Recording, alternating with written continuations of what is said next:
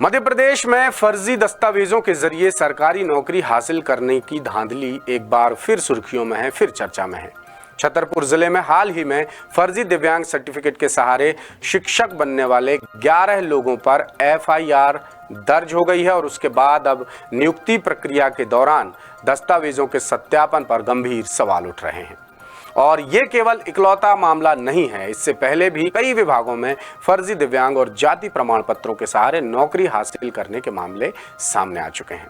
ये मामला इसलिए भी संवेदनशील है, अहम है, क्योंकि फर्जी सर्टिफिकेट्स के आधार पर योग्य उम्मीदवारों को पीछे कर अपात्र लोग नियुक्ति पाने में कामयाब हो जाते हैं। बार बार मामले सामने आने के बाद भी सरकार विभागों में नियुक्ति प्रक्रिया और दस्तावेजों के सत्यापन की व्यवस्था को फूल प्रूफ नहीं बना पाई है।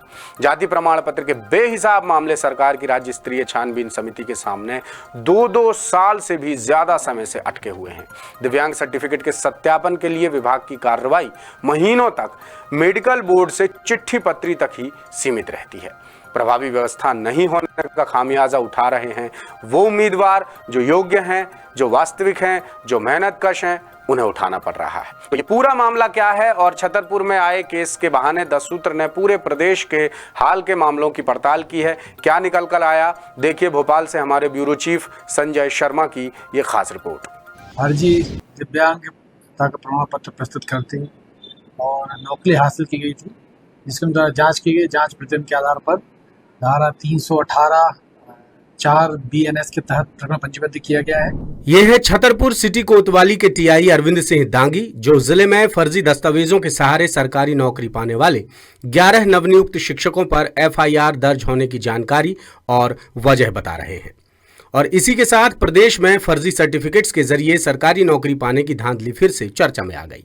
10 सूत्र की पड़ताल में पता चला कि ये खेल प्रदेश में सबसे ज्यादा बीते 1 दशक में हुआ है।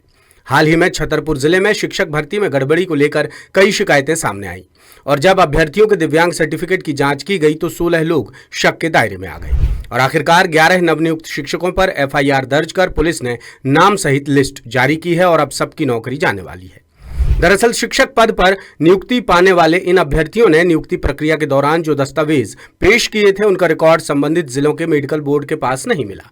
इसी आधार पर जिला शिक्षा अधिकारी ने 11 अभ्यर्थियों पर एफआईआर दर्ज कराई है और सभी अभ्यर्थी 2023 में आयोजित शिक्षक भर्ती से जुड़े हैं।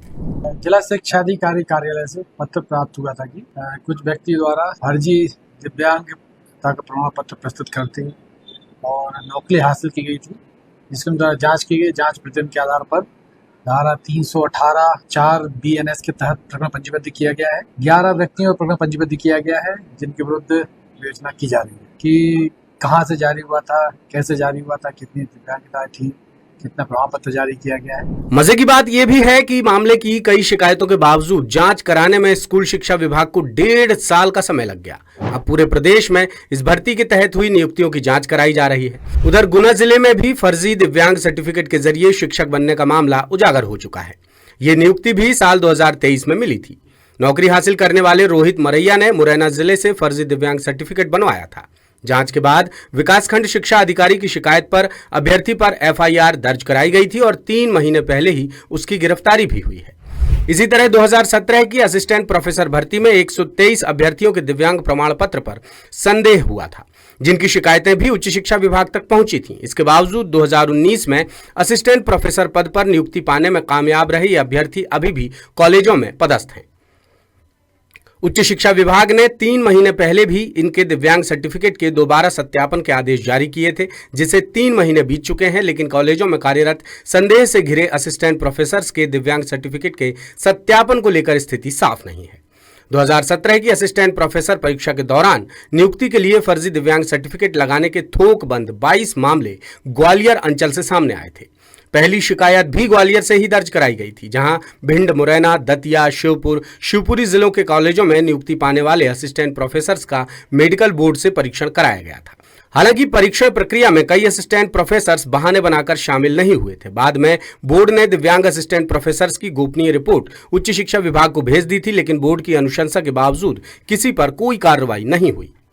एक तरफ प्रदेश में दिव्यांग सर्टिफिकेट को सरकारी नौकरी पाने का जरिया बनाया जा रहा है, तो दूसरी तरफ फर्जी जाति प्रमाण पत्र से नौकरी हथियाने के मामले भी कम नहीं है। ऐसे मामलों में विभागीय स्तर पर 2-2 साल तक शिकायतों को दबाकर रखा जाता है। इस बीच गड़बड़ी के जरिए नौकरी पाने वाले परिवीक्षा अवधि पूरी करने में कामयाब हो जाते हैं।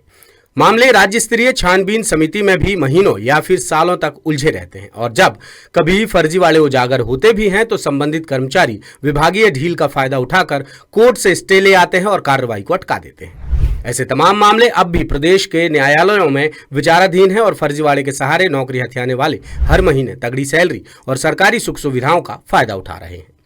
3 महीने पहले ही बिजली कंपनी में 12 साल तक नौकरी करने वाले इंजीनियर और लेखा अधिकारी के खिलाफ केस दर्ज किया गया है।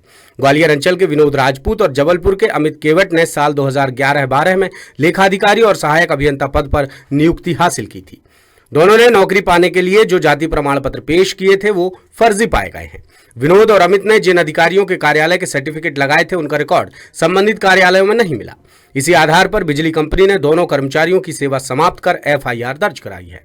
मामले में बिजली कंपनी की ओर से नियुक्ति के समय दस्तावेजों के सत्यापन की प्रक्रिया भी सवालों के घेरे में आ गई है।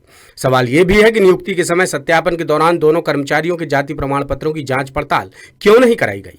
फर्जी सर्टिफिकेट्स के जरिए सरकारी नौकरी हथियाने के मामले में ग्वालियर चंबल अंचल सबसे बदनाम रहा है। हाल ही में ग्वालियर के जय आरोग्य अस्पताल के डॉक्टर और लोक निर्माण विभाग के कार्यपालन यंत्री के जाति प्रमाण पत्रों की भी जांच शुरू हुई है।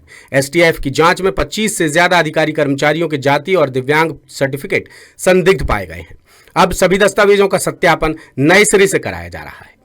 ये तमाम मामले पूरे प्रदेश में सक्रिय फर्जी जाति, दिव्यांग और EWS कैटेगरी के सर्टिफिकेट बनाने वाले बड़े नेक्सस की तरफ इशारा कर रहे हैं। हालांकि सैकड़ों मामले सामने आने और आरोपियों की गिरफ्तारी के बावजूद जांच एजेंसियां और पुलिस किसी गिरोह का पर्दाफाश नहीं कर सकी हैं और विभागों की नियुक्ति प्रक्रिया भी सुस्त पड़ी है, जिससे कई तरह के सवाल खड़े हो रहे हैं। यही हाल प्रदेश की सबसे बड़ी संवैधानिक संस्था मध्य प्रदेश लोक सेवा आयोग यानी MPPSC के भी हैं, जो मध्य प्रदेश में कैटेगरी 1 और 2 के अहम पदों पर भर्ती परीक्षाओं का आयोजन कराती है।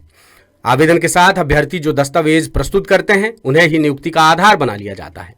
मध्य प्रदेश में बीते 5 साल से जाति प्रमाण पत्र ऑनलाइन जारी किए जा रहे हैं। इसके बावजूद MPPSC की भर्ती परीक्षाओं में ज्यादातर अभ्यर्थी ऑफलाइन प्रमाण पत्र ही प्रस्तुत कर रहे हैं। सबसे हैरानी की बात यह है कि आयोग भी ऑफलाइन दस्तावेजों का सत्यापन नहीं करता और परीक्षा की मेरिट में स्थान बनाकर अभ्यर्थी नियुक्ति पाने में भी कामयाब हो जाते हैं। इसके अलावा विभाग भी दस्तावेजों के सत्यापन की खानापूर्ति कर लेते हैं और जब शिकायतें सामने आती हैं तब जाकर फर्जीवाड़े का खुलासा होता है, जबकि आयोग को भर्ती के आवेदनों की स्क्रूटनी के दौरान ही जाति या दिव्यांग सर्टिफिकेट का सत्यापन कराना चाहिए। कुल मिलाकर सरकार के तमाम दावों और कोशिशों के बावजूद फर्जी सर्टिफिकेट्स के जरिए सरकारी नौकरी पाने का सिलसिला नहीं थम रहा है, जो बड़ी चिंता का सबब है। लेटेस्ट, इन्वेस्टिगेटिव और इन डेप्थ खबरें देखने के लिए ज्वाइन कीजिए द सूत्र का WhatsApp चैनल, सब्सक्राइब कीजिए YouTube चैनल, लाइक कीजिए Facebook पेज और पढ़ते रहिए www.dasootra.com।